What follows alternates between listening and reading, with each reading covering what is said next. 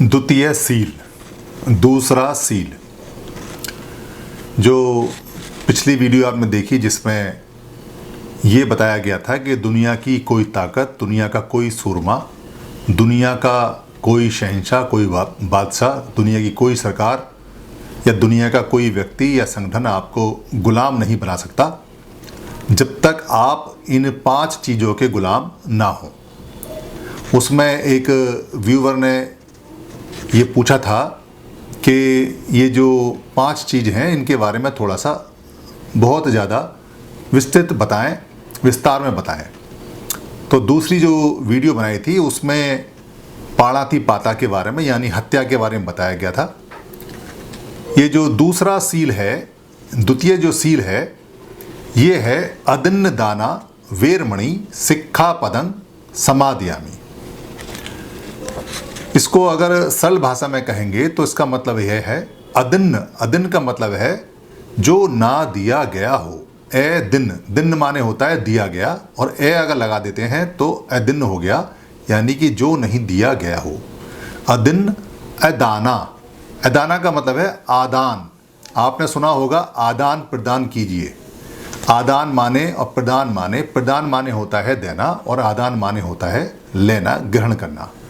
तो अदन्न दाना का मतलब ये है कि जो चीज़ नहीं दी गई है उसको ग्रहण नहीं करना है। ऐसी मैं शिक्षा ग्रहण करता हूँ। अदन्न दाना वेरमणि सिक्खापदं समादयामि का मतलब है ऐसी शिक्षा मैं लेता हूँ कि मैं जब तक कोई वस्तु मुझे नहीं दी जाएगी मैं उसको ग्रहण नहीं करूँगा।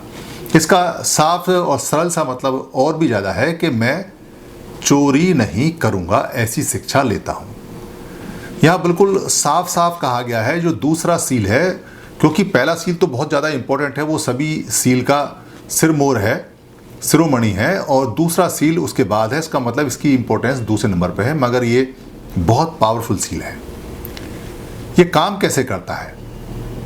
जब कोई व्यक्ति चोरी के लिए आगे हाथ बढ़ाता है तो सबसे पहले चोरी उसके मन में आती है।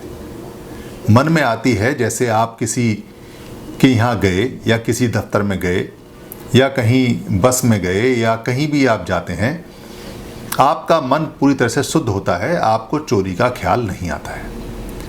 मगर अगर उस दफ्तर में या उस घर में कोई ऐसी चीज़ जो आपको बहुत पसंद है, जो आपको काम की है, जो आपको बार बार सपनों में आती है, या जो आपकी ज़रूरत की है या ना भी अगर ज़रूरत की है और आपका मन उसको ले जाने को है, तो जैसे ही आपके मन में ये बात आएगी कि इस चीज़ को मैं अपने साथ लेके जाऊं, तो इसकी 2 बातें होंगी कि पहली बात तो यह है कि मैं इस व्यक्ति से या उस वहाँ जो भी लोग हैं उनसे पूछूं और उनसे इजाज़त लूं कि मैं ये चीज़ चाहता हूं, आप मुझे ये दे दें। और दूसरी बात ये आएगी कि आप बिना किसी इजाज़त के, बिना किसी को कहे वो चीज़ उठा के ले जाएं। पहले वाले केस में चोरी नहीं है अगर वो आपको मिलती है, क्योंकि वो आपको दी गई है, अदन्न नहीं है। मगर दूसरे वाले केस में वो चोरी है। जैसे ही आपके मन में अदन्न का भाव आएगा, चोरी का भाव आएगा, वैसे ही आपके शरीर की कई सारी फाइलें अचानक से खुल जाएंगी। आपका ब्लड प्रेशर बढ़ना शुरू हो जाएगा, आपका हार्ट रेट बढ़ना शुरू हो जाएगा। आप ध्यान से दीजिए, या तो ब्लड प्रेशर हाई जाएगा या ब्लड प्रेशर लो जाएगा, मगर पहला वाला नहीं रहेगा। आपके शरीर में आपका जो मन है वो चारों तरफ देखेगा, ध्यान देगा। अब उसे बहुत ज़्यादा काम करना पड़ेगा। इस काम करने के चक्कर में वो बहुत सारी फाइलें बंद कर देगा जो सावधानी की फाइल होती हैं, जो जीवन को सुरक्षित रखने की फाइल है। अब आपका सारा ध्यान उस चीज़ में है। जिस काम के लिए आप आए थे वो काम पीछे रह गया, जिस काम के लिए आपको जाना था वो काम कहीं छूट गया। आपका सारा ध्यान उस चीज़ को ले जाने में है। आप 100 बहाने करके उसको ले जाने के तरीके बनाएंगे, चेक करेंगे कैसे लेके जाऊं, कैसे नहीं। जैसे ही आप उस चीज़ को पकड़ते हैं या लेते हैं, अपने कब्जे में करते हैं, वैसे ही वहाँ से आप भागेंगे, क्योंकि अब आपने जो काम किया है वो प्रकृति के अगेंस्ट में किया है, नेचर के अगेंस्ट में किया है, सोसाइटी के अगेंस्ट में किया है, लॉ के विपरीत किया है। यानी जो नेचुरल लॉ है और जो लोगों ने बनाया हुआ नियम है, जो देश का नियम है, उसके विरुद्ध आपने काम किया है, तो आपको वहाँ से अब भागना है। ये भागने की फाइल अचानक से नहीं खुलेगी, ये चोरी के साथ ही एक्टिवेट हो जाती है और उस चीज़ को लेके आप वहाँ से तेज़ी से निकलेंगे। अगर जीना है तो, लिफ्ट है तो, आप बाइक से आएँ तो, कार से आएँ तो, बस में जा रहे हैं तो, या रेलगाड़ी से तो, पैदल तो। अब आपको दिमाग में ये नहीं चलेगा कि आप किस रास्ते जा रहे हैं, सीढ़ियाँ कितनी हैं, लिफ्ट का दरवाज़ा बंद हुआ या नहीं हुआ, या पैदल में कोई खड्डा है या नहीं है, सामने कोई पोल गड़ा हुआ है या नहीं, कोई बिजली का खंभा है या नहीं है, कोई आ रहा है या नहीं जा रहा है।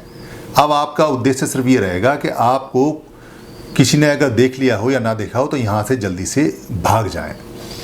उस भागने में क्योंकि सारा एक्टिवेशन जो आपके फाइलों का और आपके मन का हो रहा है, वो ऊर्जा सारी वहाँ जा रही है, सारी असावधानियाँ होंगी।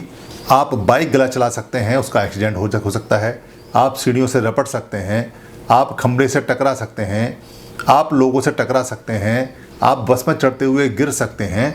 आपकी हार्ट बीट जैसे ही आप चढ़ेंगे वैसे ही थोड़ी नॉर्मल कंट्रोल होनी शुरू होगी। जब आपको ये पता चलेगा कि अब मैं उस रेंज से, उस परिधि से, उस परिमाप से बाहर आ गया कि अब मैं रेड हैंडेड यानी रंगे हाथ पकड़ा जा सकता हूँ सामान के साथ। मगर बात यहीं ख़त्म नहीं हुई है, क्योंकि अब आपने जो सामान लिया है, अब आपको ये डर रहेगा अगर किसी ने मुझे फ़ोन करके पूछ लिया या किसी ने मुझसे ये पूछा तो मैं क्या कहूँगा।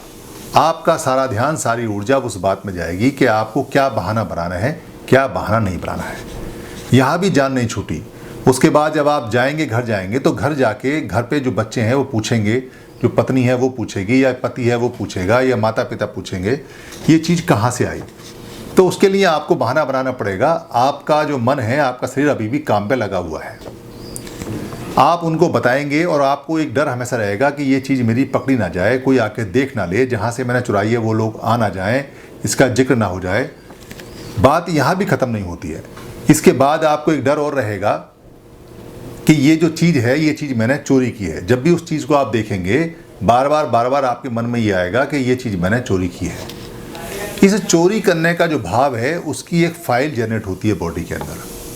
वो बार बार जब रिपीट होती है तो वो फाइल हैवी होती चली जाती है। जितने ज़्यादा रिपीटिशन होते हैं उतनी ज़्यादा वो हैवी होती चली जाती है, और जितनी ज़्यादा वो भारी होती जाती है उतनी ज़्यादा आपकी बॉडी में वो डिसीज़ पैदा करती है। सबसे पहले तो आपकी जो कहेगी वो कहेगी अनइजीनेस, यानी कि आपको असहजता रहेगी, आप सहज नहीं हो पाएंगे, सरल नहीं हो पाएंगे। जब भी उसको इस्तेमाल करेंगे आपके अंदर असहज भाव आएगा, जो नेचर के अगेंस्ट आएगा, नेचुरल फीलिंग नहीं आएगी। उसके बाद में पकड़े जाने का डर आपके अंदर हमेशा बना रहेगा। वो 5 ऑलवेज एक्टिवेट रहेगी। किसी ने अगर गलती से फ़ोन करके या किसी और के बारे में पूछा तो हो सकता है कि आप उस फाइल, क्योंकि वो फाइल खुली हुई है, उसके बारे में आप बोलें जो आपने पहले से तैयार कर रखा है। यहाँ पर भी बात नहीं ख़त्म होती। जो फाइल एक्टिवेट हुई है, वो फाइल जो एक बार स्टार्ट हो गई है, वो आगे जाके बड़ी होगी और वो डिसीज़ पैदा करेगी। और आप लगातार अगर चोरी करते रहेंगे तो फाइलें मोटी होती रहेंगी। अल्टीमेटली आपको ब्लड प्रेशर कर देंगी, शुगर कर देंगी, या जो नर्वसनेस है वो कर देंगी, जिसको कहते हैं नर्वस ब्रेकडाउन, वो कर देंगी। बहुत सारी चीज़ें वो पैदा कर सकती हैं। साइड बाय साइड उनसे और भी चीज़ें ख़राब हो सकती हैं। आपको पता भी नहीं चलेगा आपको कि आपके साथ में ये हुआ कैसे। अब अगर आप चोरी नहीं करते हैं और मांग के लाते हैं तो ज़्यादा ये होगा, देने वाला उसको मना कर देगा, या देने वाला कुछ मूल्य मांग लेगा, या देने वाला कुछ समय के लिए देगा फिर बाद में वापस मांग लेगा या मना कर देगा। मगर इस केस के बाद में आपका मन बिल्कुल शांत रहेगा और आप किसी और तरीके से मेहनत करके या कहीं और तरीके से कुछ पुराना खरीद गए, कुछ नया खरीद गए, या किसी का उधार लेके काम चलाने के लिए कोशिश करेंगे। काम दुनिया में सबके चल जाते हैं। तो चोरी का ये एक एग्जाम्पल है। चोरी का एक एग्जाम्पल ये भी है कि जैसे सपोज आप कहीं बैठे हुए हैं और आपके हाथ में कोई सामान है, उस सामान को आपने रखा और फिर वहाँ से आप जब दोबारा चले तो उस सामान के साथ में किसी का एक मोबाइल आ गया। आपको पता नहीं चला और वो मोबाइल आपके साथ साथ कागज़ों में लिपटा हुआ, पेपर में लिपटा हुआ, अखबार में लिपटा हुआ, डायरी के बीच में रखा हुआ, वो आपके साथ साथ चल रहा है। जब तक आपको पता नहीं चलेगा कि ये जो मोबाइल है आपके साथ आ चुका है, तब तक आप नॉर्मल रहेंगे। मगर जैसे ही उस मोबाइल की घंटी बजेगी, अचानक ही आप देखेंगे कि ये क्या वजह, मेरे मोबाइल की घंटी नहीं है। आप देखेंगे ये मोबाइल की जो घंटी बजी है तो एक साथ आपके साथ में 3 बातें होंगी। पहली तो ये होंगी कि इस फ़ोन को उठा के तुरंत बात करें और जिसका ये मोबाइल है उसको बता दें। दूसरा ये होगा कि आप उस फ़ोन को ना उठाएं और तीसरा ये होगा कि कभी उठाएं कभी ना उठाएं, इस असमंजस में आप चलते रहेंगे। पहली स्थिति में अगर आप उठा के कह देते हैं कि ये मोबाइल मेरे पास है, गलती से आ गया है, मेरे साथ लग के आ गया है, आप ले जाना, तो आप रिलैक्स हो जाएंगे, आपकी हार्ट बीट थोड़ी देर के लिए बढ़ेगी, वो भी आश्चर्य के रूप में, नेगेटिव फीलिंग नहीं आएगी, उसके बाद वो शांत हो जाएगी। मगर अगर आपने ये सोच लिया कि ये मोबाइल तो अच्छा है, मुझे पसंद है, अब मैं दूंगा नहीं इसको, तो वो फ़ोन की घंटी जब तक बजती रहेगी तब तक आपकी हार्ट बीट बढ़ती रहेगी, आपका ब्लड प्रेशर बढ़ता रहेगा, और उसके बाद में फिर चक्र स्टार्ट होगा, जो प्राकृतिक चक्र है, चोरी का चक्र है, वो स्टार्ट होगा। और फिर 100 बातें आपके दिमाग में आएंगी, फ़ोन को बंद कर दूं या ना दूं, घर पे क्या बताऊंगा, कहीं बेच दूं, कहीं लाऊं, और जब तक वो फ़ोन रहेगा आपके पास में, और उसके बाद तक भी वो फाइल बनाता रहेगा, जो आपको जीवन भर नुकसान करेगा। कोई किसी का अगर पैसा लेके मार जाता है तो पैसा लेने वाला इतने आराम से नहीं रहता, वो बहुत सड़ सड़ के मरता है। मजबूरी में किसी की बात हो और वो आके कह दे कि मैं मजबूर हूँ, पैसा नहीं दे सकता, तो बच जाएगा। मगर अगर वो चोरी करके भाग जाता है तो फिर वो नहीं बच पाएगा।